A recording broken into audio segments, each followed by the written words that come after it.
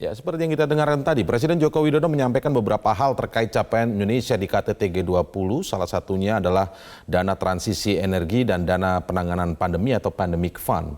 Untuk informasi selengkapnya kita bergabung dengan Mercy Wijaya langsung dari Bali. Mercy, bagaimana Indonesia kemudian menindaklanjuti dan memanfaatkan dana transisi energi ini dan kemudian bagaimana terkait dengan pengelolaan Pandemic Fund tersebut?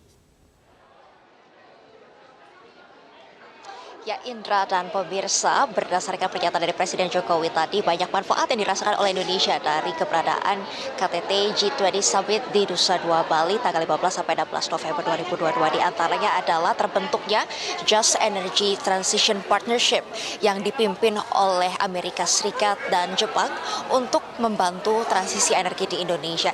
Di antaranya akan ada pembiayaan senilai 20 miliar dolar Amerika Serikat atau setara dengan 310 triliun rupiah pendanaan selama 3 sampai 5 tahun mendatang yang dapat digunakan dana ini untuk pengembangan energi baru terbarukan di Indonesia dan juga mengurangi secara bertahap penggunaan PLTU berbasis batu bara.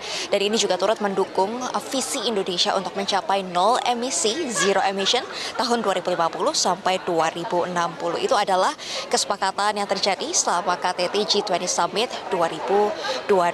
Sementara terkait dengan pembentukan dana pandemi atau Pandemic Fund, ini seperti yang sudah diumumkan Presiden Joko Widodo, sudah terkumpul dana 1,5 miliar dolar Amerika Serikat yang merupakan partisipasi dari lebih dari 20 negara G20 maupun non-G20 dan juga berasal dari 3 filantropi.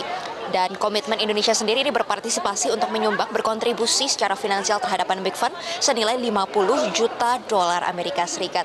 Nah, manfaat dari Pandemic Fund sendiri ini bisa dirasakan Indonesia karena berdasarkan press conference pernyataan dari Menteri Kesehatan Budi Gunadi Sadikin tanggal 12 November 2022. Budi Gunadi Sadikin menyatakan rencananya untuk mengajukan proposal penggunaan dana Pandemic Fund untuk membangun infrastruktur kesehatan yang lebih baik di Indonesia.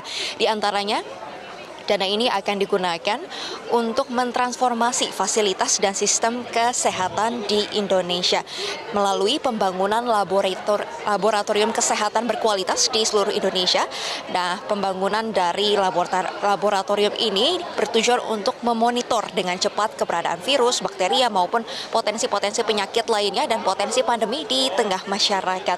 Selain itu, Menteri Kesehatan juga akan mengajukan permohonan investasi di sektor bioinformatika dalam rangka mengamati dan mencegah penyebaran penyakit dari makhluk hidup.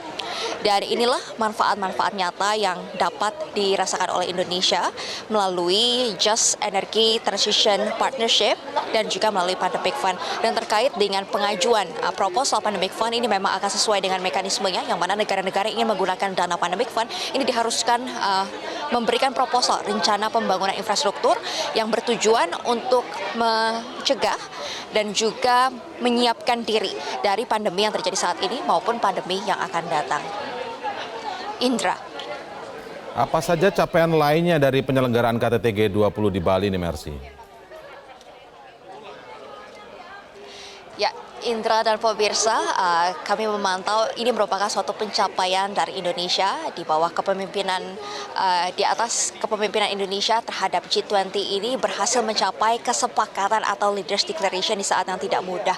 Memang sebelumnya banyak yang meragukan apakah akan terjadi kesepakatan atau tidak, mengingat saat ini terjadi dinamika global dan juga ada tensi geopolitik di antara negara-negara G20. Namun akhirnya tadi pada pukul 13.30 waktu Indonesia Tengah, pemimpin negara-negara G20 mengesahkan, menandatangani kesepakatan Leaders Declaration. Dan salah satu poin-poin yang dihasilkan dari Leaders Declaration ini, Indra dan pemirsa, adalah pernyataan dalam poin atau paragraf ketiga, yang mana sebagian besar negara G20 mengutuk keras perang di Ukraina dan menekankan itu menyebabkan penderitaan manusia yang luar biasa dan memperburuk kondisi global yang sudah ada.